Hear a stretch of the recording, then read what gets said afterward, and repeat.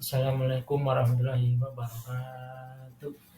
Nah, secara umum, si peneliti jurnal ini ingin mengelompokkan provinsi yang ada di Indonesia itu berdasarkan tingkat penyebaran COVID-19 gitu. Lalu beri aturan yang bisa dipakai untuk menentukan suatu provinsinya masuk kategori penyebaran apa gitu.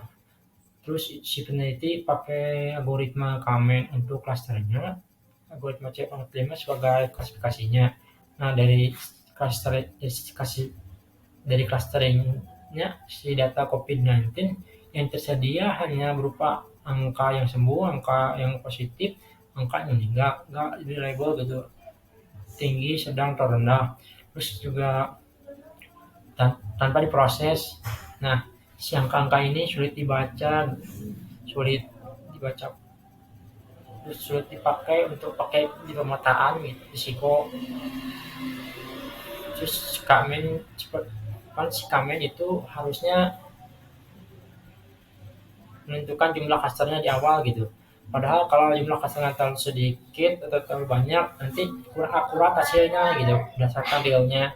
Terus dari sisi klasifikasinya, tantangannya sih bagaimana mengubah hasil kelompokan yang tadi jadi model yang bisa memprediksi kategori provinsi baru, sekaligus memberikan aturan yang bisa dipahami gitu.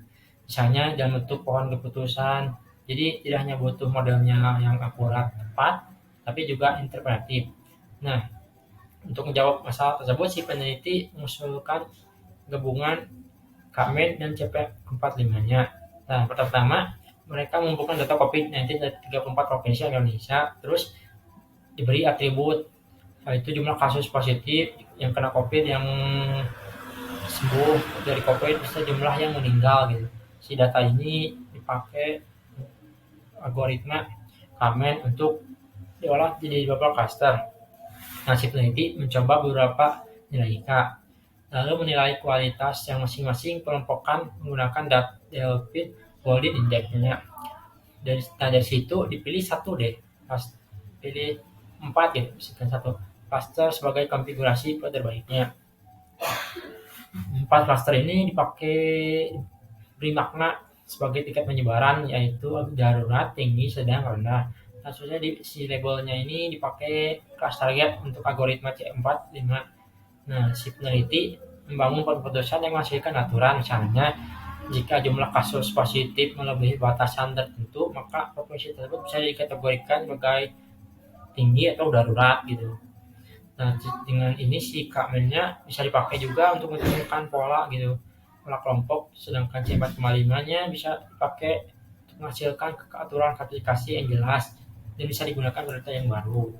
Nah, si peneliti ini masih punya beberapa keterbatasan, di antaranya satu, data yang dipakai hanya diambil pada satu waktu tertentu, enggak beda gitu, enggak tambah, cuma satu, sehingga modelnya hanya bisa menggunakan pada hari itu gitu, jadi statis, enggak dinamis gitu, enggak berjenjang, dan tidak bisa menangkap perubahan dari waktu ke waktu.